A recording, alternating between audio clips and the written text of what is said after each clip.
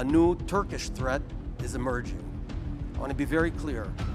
Turkey and Qatar have gained influence in Syria, are seeking influence elsewhere and everywhere throughout the region. And from here, I warn, Turkey is the new Iran. One true potential existential threat to Israel that exists in the region, and that is the Turkish state. İsrail'in hedefi Türkiye mi? Buna cesaret edebilecek bir İsrail var mı? İsrail şu anda kendi az önce tarif ettiğim bu yok edici ve uluslararası toplumun lanetlenmesine uğramış imajını değiştirmek için yeni bir düşman arayışı içerisinde. Ben gittiğim yerlerde de bu bana soruluyor. Ben diyorum ki İsrail kendisine bir düşman yaratmaya çalışıyor. Yani bizim İsrail veya herhangi bir aktör bizim milli çıkarlarımızla, bölgesel çıkarlarımızla çakıştığı sürece kimseden korkacak, çekinecek, geri adım atacak halimiz yok. Bize bir sıkıntı yok. Kavga bizim işimiz, hiç problem değil. Problem ne? Problem İsrail sadece benim değil. İsrail dünyanın sorunu. Israel और Turkey अपना next move plan कर रहे हैं, पर एक wrong move पूरे reason को हिला सकता है। मिसकैलकुलेशन का रिस्क सिर्फ जियोपॉलिटिक्स में ही नहीं होता, बल्कि बिजनेस में भी होता है। एक गलत एस्टिमेट, एक मिस्ड डेडलाइन या पूरी टीम का डिसऑर्गेनाइज्ड रहना प्रोजेक्ट को बिगाड़ सकता है। और कहीं टीम्स के बीच में कोऑर्डिनेशन का। और ये प्रॉब्लम सिर्फ बिलियन डॉलर कंपनीज तक लिमिटेड नहीं है। चाहे आप एक स्टार्टअप चला रहे हो, एजेंसी चला रहे हो या कंटेंट टीम मैनेज कर रहे हो, प्रोजेक्ट मैनेजमेंट का हेडेक आपने भी जरूर फेस किया होगा। और इसी प्रॉब्लम का एक सिंपल सोल्यूशन है उडू का प्रोजेक्ट ऐप। उडू सिर्फ एक प्रोजेक्ट एप्लीकेशन नहीं है, उडू all in one business management software है, जिसमें अकाउंटिंग, इनवॉइसिंग, इन्वेंट्री, सीआरएम और बहुत सारे बिजनेस टूल्स मिलते हैं। इसके प्रोजेक्ट ऐप की हेल्प से आप इजीली नए प्रोजेक्ट्स क्रिएट कर सकते हो, कस्टम स्टेजेस सेट कर सकते हो और टास्क असाइन कर सकते हो। हर टास्क के साथ प्रायोरिटी, टैग्स, डेडलाइंस और रिस्पॉन्सिबल पर्सन भी ऐड करना बहुत ही ज्यादा इजी है।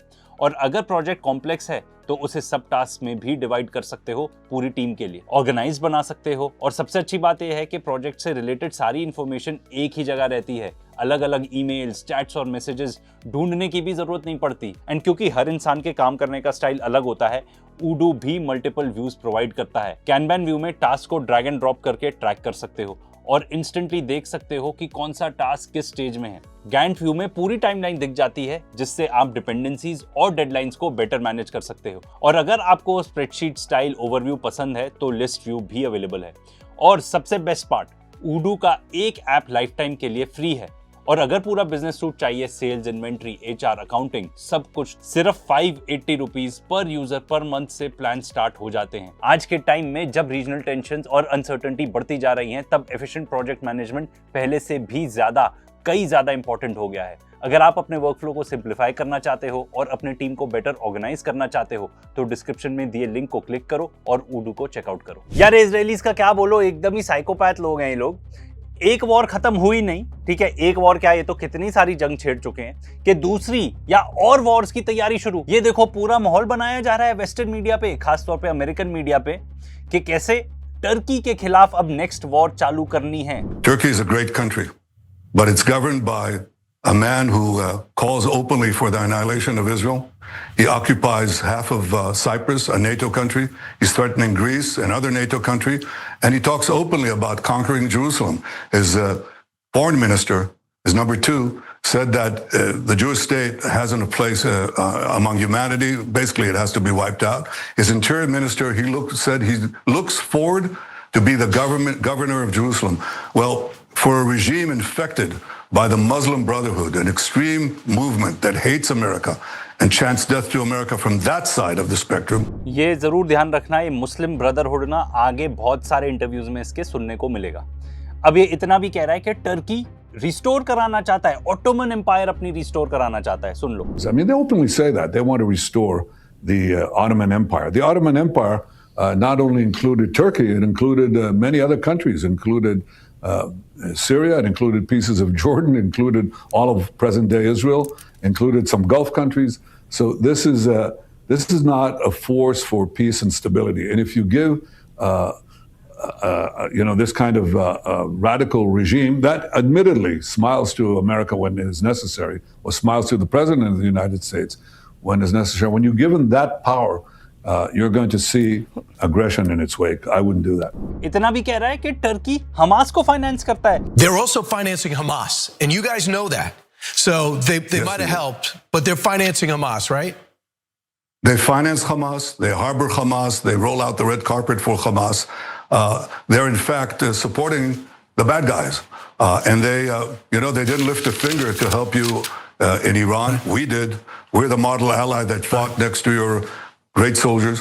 यार देखो, वैसे ये तो हम क्लियरली जानते हैं, कितने मीडिया में रिपोर्टेड है, इसके बारे में कोई डाउट ही नहीं है कि हमास को किसने फाइनेंस किया था। खुद नेतन्याहू ने हमास को फाइनेंस किया था। एंड ये तो हमने एक आध इंटरव्यू दिखाया है आपको, ये स्प्री ऑफ इंटरव्यूज है, इतने सारे इंटरव्यूज कर रहे हैं नेतन्याहू और उसके मिनिस्टर्स। एंड इन सब इंटरव्यूज में एक ही चीज हो रही है, माहौल बनाया जा रहा है। माहौल एकदम वैसे ही बना रहा है नेतन्याहू जैसा उसने ईरान के खिलाफ बनाया था। If not stopped, Iran could produce a nuclear weapon in a very short time. It could be a year, it could be within a few. They have the wherewithal, the stored up, preserved knowledge to make a bomb very quickly. और यहाँ पे Iraq के खिलाफ किया था। There is no question whatsoever that Saddam is seeking and is working and is advancing towards the development of nuclear weapons. No question whatsoever. The nuclear armed Saddam will place the security of our entire world at risk. And make no mistake about it, if and once Saddam has nuclear weapons, the terror network will have nuclear weapons. और अब वही same चीज Turkey के खिलाफ हो रही है। पर यार सवाल तो ये उठता है कि टर्की जो कि खुद ही एक नेटो मेंबर है, उसके अगेंस्ट क्यों इजराइल वॉर लड़ना चाहेगा? At the core of it तो अगर आप पूछो कि भाई अगर शॉर्ट में बताओ यार, तो भाई जवाब है ग्रेटर इजराइल। एंड क्योंकि इजराइल बनना चाहता है हेजेमोन ऑफ द रीजन। देखो, इजराइल का कोई प्लान नहीं है कि वो विड्रॉ करे गाजा से, वेस्ट बैंक को तो ऑलमोस्ट खत्म ही कर चुके हैं, या विड्रॉ करे लेबनान से या सीरिया से। एंड इनके प्लान्स ऑलरेडी बन गए हैं। इनफैक्ट जो डील भी इन्होंने साइन की है लेबनीज गवर्नमेंट के साथ, वो यही है कि ये लोग एनेक्स कर लेंगे लेबनान को। अब सबसे बड़ी वजह क्या है टर्की के खिलाफ जंग छेड़ने की? वो है जियोग्राफी।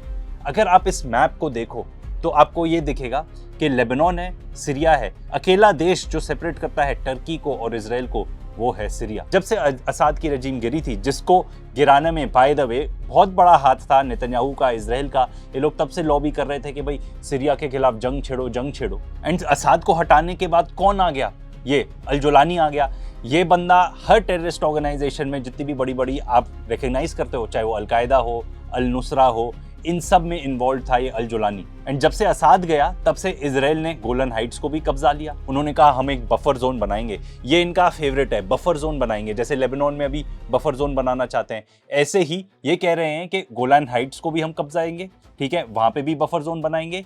एंड साउथ सीरिया की टेरिटरी को भी कब्जाएंगे, वहां पे भी एक बफर जोन बनाएंगे। इतना ही नहीं, इजराइल ने बहुत भारी भरकम स्ट्राइक्स करके 480 टाइम्स सीरिया के अगेंस्ट स्ट्राइक किया। मेजर जितने भी इक्विपमेंट थे, चाहे एयरक्राफ्ट हो, चाहे और कोई भी आर्म्ड फोर्सेस का इक्विपमेंट हो, उस सबको धराशायी कर दिया था इन्होंने। तो भाई अगर आप ग्रेटर इजराइल का मैप देखो, ठीक है, इसमें लेबनान भी आता है, सीरिया भी आता है, सीरिया के बाद हो सकता है कुछ पार्ट ऑफ टर्की भी आए। तो अब इनको क्या लगता है कि भाई देखो, सीरिया को हमको कब्जाना है, पर वो इतने आसानी से तो हो नहीं पाएगा, क्योंकि अगर हम सीरिया को कब्जाने जाएंगे तो उसके ऊपर कौन बैठा है? टर्की बैठा है। एंड अगर हम सीरिया कब्जाना चाहते हैं तो बिना टर्की से लड़ाई करे बिना तो वो हो ही नहीं सकता। तो टर्की को भी लगता है कि भाई हमको इजराइल से ना बच के रहना है, तो वो सीरिया के साथ एक अग्रीमेंट करना चाहते थे, जिसमें वो बोल रहे थे सीरियंस को कि देखो आपके यहाँ पे जितने बेसिस हैं या कुछ पर्टिकुलर बेसिस के लिए हम अग्रीमेंट कर लेते हैं, वहां पे हम अपने बेसिस बना लेते हैं। एंड इजराइल को लगता है कि अगर ये लोग यहाँ पे बेसिस बना लेंगे तो वो हमारे लिए प्रॉब्लम है। तो इसीलिए बहुत सारे टर्किश एक्सपर्ट्स भी मानते हैं कि भाई कुछ ना कुछ फ्रिक्शन होगी बिटवीन टर्की एंड इजराइल होगी। एंड मोस्ट प्रोबेबली वो होगी सीरियन फ्रंट पे, लैंड पर एंड एयर पर। एंड अब तो जो इजराइल के मिनिस्टर्स हैं इंक्लूडिंग नेतन्याहू, वो ये बोल चुके हैं कि भाई चाहे जो हो जाए, टर्की को हम बेसिस नहीं बनाने देंगे सीरिया में।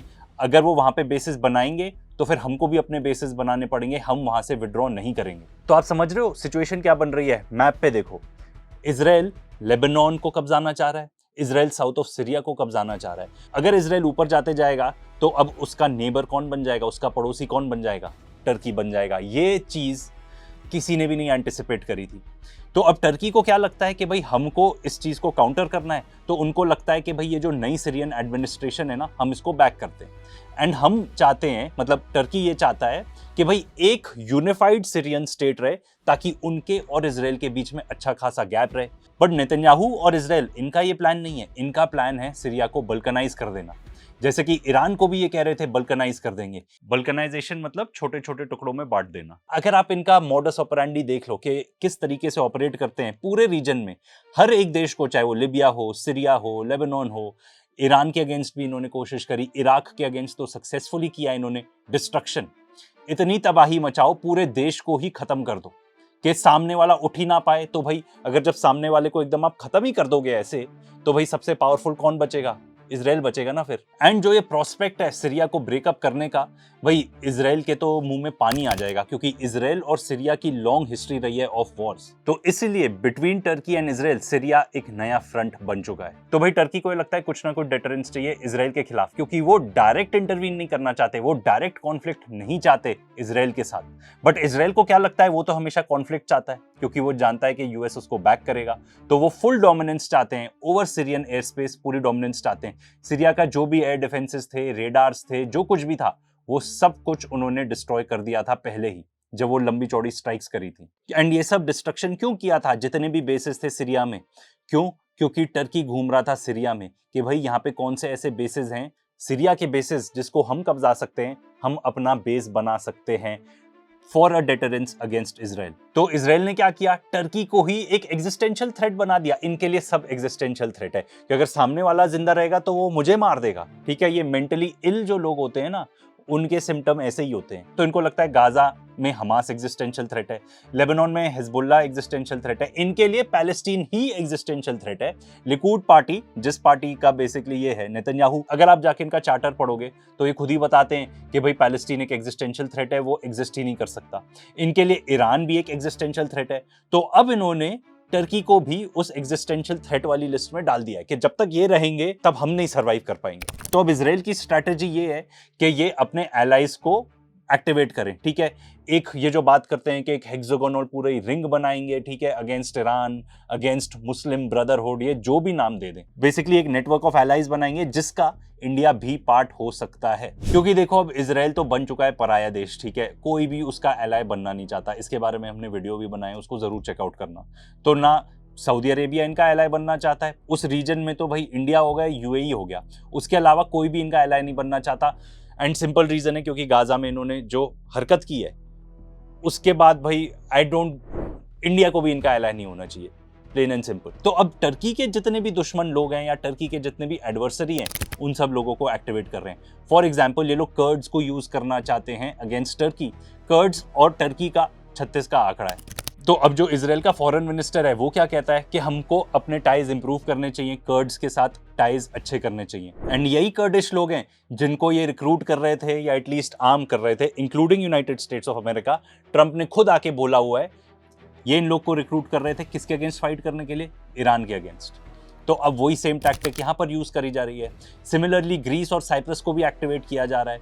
इजराइल एंटी डिफेंस सिस्टम दे रहा है साइप्रस को, एंड ये कोई ऐसा वैसा ही एंटी डिफेंस सिस्टम नहीं है, इसमें लंबी चौड़ी कैपेबिलिटी है सर्वेलेंस की। ये जो पर्टिकुलर सिस्टम्स हैं ये स्पाई कर सकते हैं Turkish air and land forces के ऊपर, एंड इसका जो पर्टिकुलर रेंज है वो है अप टू 460 किलोमीटर्स।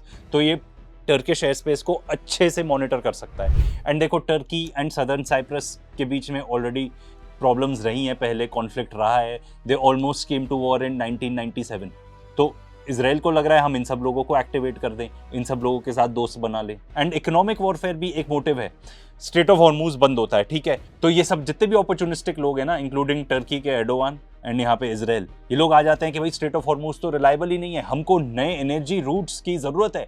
तो टर्की कहता है कि भाई मेरे यहाँ से निकलेगी पाइपलाइन एंड पूरे यूरोप को सर्व कर सकते हैं हम, यहाँ से निकलेगा पूरा ऑयल एंड गैस। नेतन्याहू कहता है कि नहीं, जब वॉर खत्म होगा तब हमारे यहाँ से निकलेगी पाइपलाइन एंड यहाँ से पूरे यूरोप को जा सकती है अच्छे से ऑयल एंड गैस। एंड ये भी मत भूलो इजराइल एक वॉर इकोनॉमी है। अब तो स्थिति ऐसी है, एक्सपर्ट्स बताते हैं कि they have to be perpetually at war, या एटलीस्ट 2023 से 7 अक्टूबर के बाद से ये परपेचुअली एट वॉर तो है ही है ना। एंड इनकी जो मेजर, अगर आप स्टॉक मार्केट में भी देख लोगे, जो मेजर कंपनीज हैं, तो या तो वो सर्वेलेंस टेक होंगी, क्योंकि इनको पैलेस्टीन एक लाइव लैब मिला हुआ है, ठीक है, ये सर्वेलेंस पूरी जितना भी इक्विपमेंट बनाते हैं उसको टेस्ट आउट करने के लिए। सिमिलरली इनकी और जो कंपनीज होंगी वो कुछ मिसाइल्स बनाती हैं या रेडार बनाती हैं, कुछ इस टाइप का इक्विपमेंट बनाती हैं, basically war related companies. And देखो, ऐसा नहीं है कि नेतन्याहू अकेला पागल है इसराइल में, वहाँ पे सभी लोग पागल हैं, सभी लोग चाहते हैं कि ये वॉर होना चाहिए। ये देखो, ये सुनो, जो इनका लीडर ऑफ ऑपोजिशन है, या some are even saying कि this guy could be the next prime minister, वो क्या कह रहा है? A new Turkish threat is emerging. I want to be very clear. Turkey and Qatar have gained influence in Syria, are seeking influence elsewhere and everywhere throughout the region. And from here, I warn, Turkey is the new Iran. And पागल इसीलिए क्योंकि देखो, आप Gaza के अंदर घुस गए, आप हमास को नहीं हरा पाए, जो कि एक छोटी सी मिलिशिया है। सब कुछ जो भी अंदर बाहर होता है गाजा के अंदर आप ही कंट्रोल करते हो।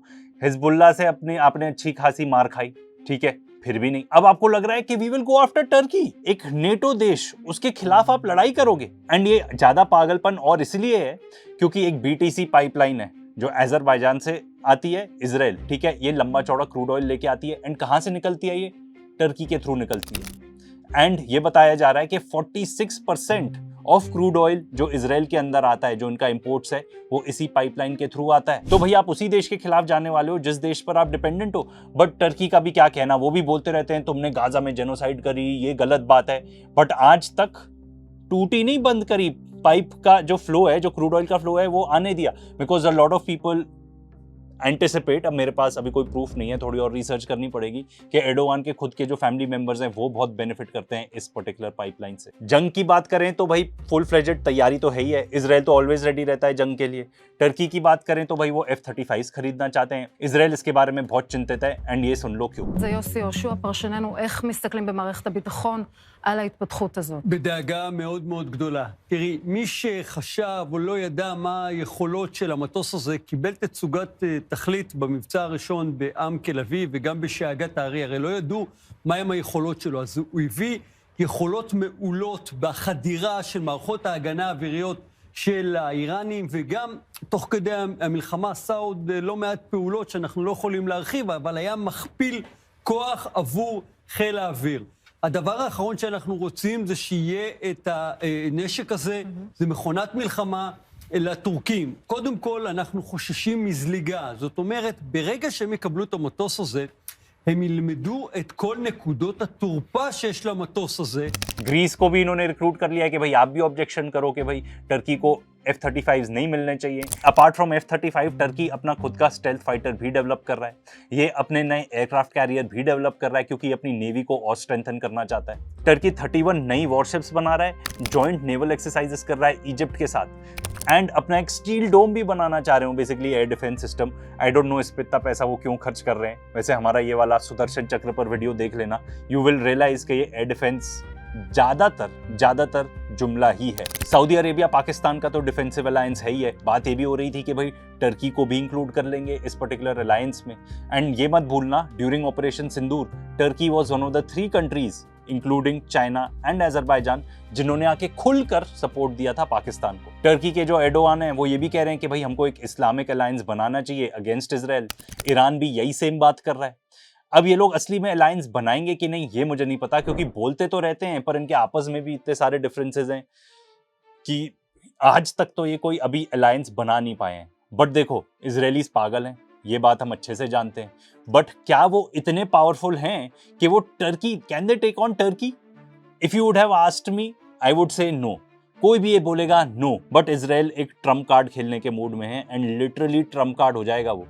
प्लान चल रहा है, यूएस कांग्रेस में ऑलरेडी मूव हो चुका है बिल कि किस तरीके से यूएस और इजरायली मिलिट्रीज को मर्ज कर दिया जाए। अब इस मर्जर में मेन चीज तो ये हो जाएगी कि आज के डेट में जैसे मान लो यूएस इजराइल को पैसे देता है, ठीक है, certain number billion of dollars देता है इजराइल को एज एड, तो वो भाई डॉक्यूमेंटेड रहता है कि अलग से दिया।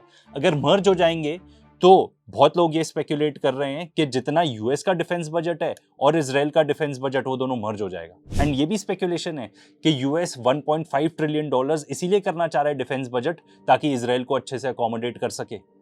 मतलब आज के डेट में तो अलग से आइडेंटिफाई हो रहा है कि ये खर्चा इजराइल को दिया, अब तो सब खिचड़ी बन जाएगी, पता भी नहीं चलेगा कि क्या इजराइल ने यूज किया, क्या अमेरिका ने यूज किया। अब ये होगा कि नहीं हम ये नहीं जानते, वेदर इजराइल वर्सेस टर्की होगा हम ये भी नहीं जानते, पर भाई हम एक चीज जरूर जानते हैं कि इजराइल ग्रेटर इजराइल बनाना चाहता है। इजराइल सीरिया को कब्जाना चाहता है, लेबनान को कब्जाना चाहता है। अगर वो सीरिया को कब्जाता है तो ये दोनों नेबर्स हो जाएंगे, इजराइल और टर्की के बीच में कोई फास्ट लाइन नहीं बचेगा। एंड ये भी क्लियर है कि नेतन्याहू और इजराइल के सारे मिनिस्टर्स एकदम मीडिया के अंदर हावी हो चुके हैं, ठीक है, किस चीज को सपोर्ट करने के लिए कि टर्की के अगेंस्ट जंग छेड़नी चाहिए या टर्की को बैड माउथ करने के लिए। सवाल तो ये उठता है कि क्या ये पूरा रीजन, पूरा जो वेस्टर्न एशिया वाला रीजन है, क्या ये लोग मिलकर एक अलायंस बनाएंगे अगेंस्ट इजराइल? ये तो नहीं पता, पर एक चीज जरूर है कि बहुत ज़रूरी है कि ये लोग अलायंस बनाएं, नहीं तो इस तरीके से वॉर में ही उलझे रहेंगे, डेवलपमेंट कहीं भी नहीं हो पाएगी। एंड इससे बेटर टाइम नहीं रहेगा क्योंकि यूएस एम्पायर भी डिक्लाइन कर रहा है, इजराइल भी ओवरस्ट्रेच्ड है। एंड गाइज, उडू को चेकआउट करना बिल्कुल भी मत भूलना। आज के डेट में तो बिजनेसेस चलाने का यही तरीका है